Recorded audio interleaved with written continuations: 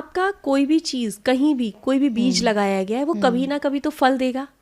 तो बचपन में लगाई गई कोई भी इमोशन आपके बाद में जाकर के वो इवेंटली काम करती है। अगर रिलेशनशिप का इशू है 90%, अब तक मेरी जो भी जर्नी रही है, जितने भी लोग आए हैं, उसमें आपके बचपन का कोई ना कोई इमोशन है जो आपको हिट कर रहा है, और वही हिटिंग आपको रिलेशनशिप में मिलती है।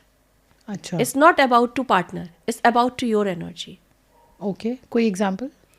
जैसे अगर मान लीजिए कि कोई भी, ये सिर्फ वुमेन या मेन नहीं, बोथ आर, ठीक है। अगर बचपन में उन्हें एक्सप्रेस नहीं करने दिया गया है, ठीक है। एक बच्चा होता है 7 साल तक का बच्चा जो होता है वो बहुत प्यारा होता है, बहुत मतलब उसको लॉजिकल बात नहीं आती, माँ के प्रति अनकंडीशनल प्यार वो फील करता है, ठीक है। मतलब माँ दुनिया की जो कह दी वो ही सही। मेरी बेटी कहती है मेरी माँ से कि माँ ने कह दिया ना, मम्मा ने कह दिया ना, बस अब बात खत्म। वो ऐसे बोलती है, मतलब मेरी बेटी अभी 7 साल से कम है, ठीक है। तो मैं उसी को ऑब्जर्व करके ही बता रही हूँ आपको, ठीक है।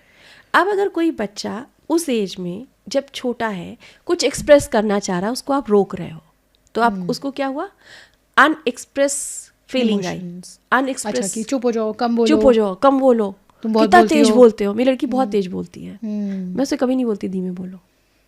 वैसे जो एनर्जी रीडर्स होंगे वो ये बात भी कहेंगे, जिन लड़कियों की आवाज़ तेज होती है दे आर लक्ष्मी का रूप। ओह अच्छा, साउंड खुली है ना, हाँ, आपका थ्रोटल खुला हुआ है, ओके, हार्ट खुला हुआ है, तो मनी आएगी ना। अच्छा, ठीक है। तो इसको ब्लॉक कब किया जा रहा है, इसकी कंडीशनिंग कब की जा रही है, बचपन में। बचपन में जो पैदा हुआ बच्चा, आप जनरली देखो हर बच्चा तेज बोलता है जनरली, उसको बोल बोल के चुप कराया जाता है। तो मनी की एनर्जी तो बचपन से ब्लॉक कर दी गई। अब वो बच्चा जब बड़ा हुआ तो कहा जा रहा है अरे खुलकर बोलो ना, कॉन्फिडेंटली बोलो, स्टेज पे जाओ, बोलो राइट, और पैसे कमाओ। आपने पैसा कमाने की जो एनर्जी वो पहले ही ब्लॉक कर दी है, बच्चे का कॉन्फिडेंस पहले ही ब्लॉक कर दिया है। अब जब वो एनर्जी रोटेट होकर के मैच्योर होगी तब वो आपको वैसा ही बिहेवियर देगी। आपने कहा रिलेशनशिप में एक कारण बताइएगा। हाँ, 1-2 पॉडकास्ट में मैंने और बोला है, मैं यहाँ भी बताती हूँ आपको कि एक इंसान, चाहे मैं आप या कोई मैन होगा, वो बच्चा कब होता है? बच्चा कब होता है? जब हम सेफ फील करते हैं। एक बच्चे की तरह बिहेव वो कब करता है? तो बचपन में करता है, हाँ, या फिर हम जब किसी बहुत सेफ इंसान के साथ होते हैं, या सेफ कब फील करते हैं? जब किसी ऐसे व्यक्ति के साथ होते हैं जिसके साथ हम बहुत अनकंडीशनल लव फील कर रहे हैं, राइट, ठीक है। राइट। एक बच्चा जब छोटा होता है तो अनकंडीशनल प्यार करता है या महसूस करता है, माँ से देता है या लेता है, राइट। सेम इमोशन उसको दोबारा कब पूरे जीवन में मिलता है? जब वो एक पार्टनर के साथ राइट। एक लड़की चाहे वो कितनी भी मैच्योर क्यों ना हो, ठीक है, वो अपने पार्टनर के सामने बच्ची होती है, मतलब उसके इमोशंस उस वक्त एक बच्चे की तरह होते हैं, राइट। और एक पुरुष कितना भी सीरियस क्यों ना हो, वो एक अपनी पार्टनर के सामने बच्चा हो जाता है, गोद में आके लेट जाएंगे, राइट, हाँ, ठीक है। उसकी अब तो शोना बाबू ने चलते वो लैंग्वेज में भी परिवर्तन आ जाता है, बच्चों वाला बोलना भी शुरू कर देते हैं लोग, राइट, ठीक है। तो वो क्यों होता है? लोग उसका मजाक उड़ाते हैं, पर वो क्यों हो रहा है?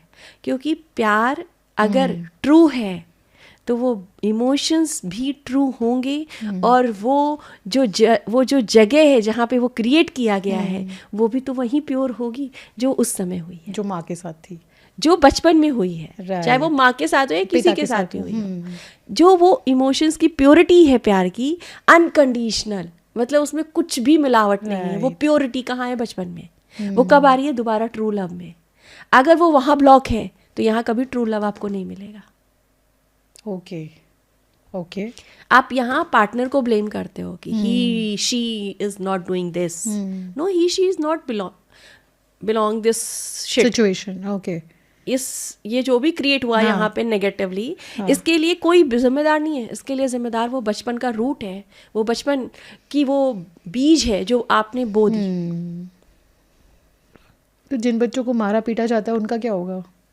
उनका आप देखो ना, जो बच्चे मार पीट होते हैं, या तो वो बहुत डिफेंसिव हो जाते हैं, दो एनर्जी होती है, या तो वो फाइट बैक करती है, ठीक है, और या तो वो दबती चली जाती है, या तो उठ जाती है या तो दब जाती है। यही दो ही चीज़ तो होंगी ना, राइट, ठीक। जो बहुत दब जाते हैं तो आप देखो वो लाइफ में कभी एक्सप्रेसिव नहीं होते, पब्लिक स्पीकिंग के चैलेंज होते हैं, ठीक है। उनको कहाँ का चैलेंज होता है, उनको फिजिकली भी क्या चैलेंज होगा मैं बता देती हूँ। हेल्थ वाइज जो बच्चे दब जाते हैं उनको कफ रिलेटेड प्रॉब्लम होती है, ओके, उनको साइनस होगा, उनको ब्रोंकाइटिस होगा, उनको श्वास की प्रॉब्लम होगी, क्योंकि क्या हुआ, एक्सप्रेस नहीं कर पाए, इमोशंस दब गए। और जो एक्सप्रेसिव हो जाते हैं उनके अंदर भी चैलेंज होगा, उनको गैस्ट्रिक प्रॉब्लम होगी, जो ओवर एक्सप्रेसिव हो जाते हैं, जो जिन्होंने फाइट किया, अच्छा, जिन्होंने गुस्से के द्वारा उसको दबाने की कोशिश करी, वो क्या, उनको क्या प्रॉब्लम होगी, उनको गैस्ट्रिक प्रॉब्लम होगी, उनको जो है कॉन्स्टिपेशन प्रॉब्लम रहेगी, उनको पेट संबंधी प्रॉब्लम रहेगी बेसिकली। ओके, ठीक है। और कुछ बच्चों को देखा है ना, कुछ नहीं करते, ना दबते हैं, ना एग्रेसिव होते, लोगों को लगता है कितना प्यारा बच्चा है, एक्चुअली वो अपने अंदर इमोशंस को न्यूट्रल कर चुका है। वो वात प्रधान वाले होते हैं, जिनको सर्वाइकल हो जाता है, जिनको घुटने के प्रॉब्लम हो जाते हैं। तो आपका इमोशंस आपकी बॉडी को नहीं डिस्टर्ब करता, आपकी जिंदगी को भी डिस्टर्ब करता है। राइट, ये समझने की जरूरत है कि जो भी इवेंट आपकी लाइफ में हो रहा है उसके लिए ना तो वो इवेंट जिम्मेदार है, ना उस इवेंट से जुड़े हुआ कोई व्यक्ति जिम्मेदार है। आपको अपने अंदर देखने की जरूरत है कि मैंने जो पूरा जीवन जिया है, उस पूरे जीवन में ऐसा कौन सा इवेंट है जिसने मुझे इमोशनली कहीं ऐसी जगह ब्लॉक किया है जिसका रिफ्लेक्शन मुझे यहाँ मिल रहा है।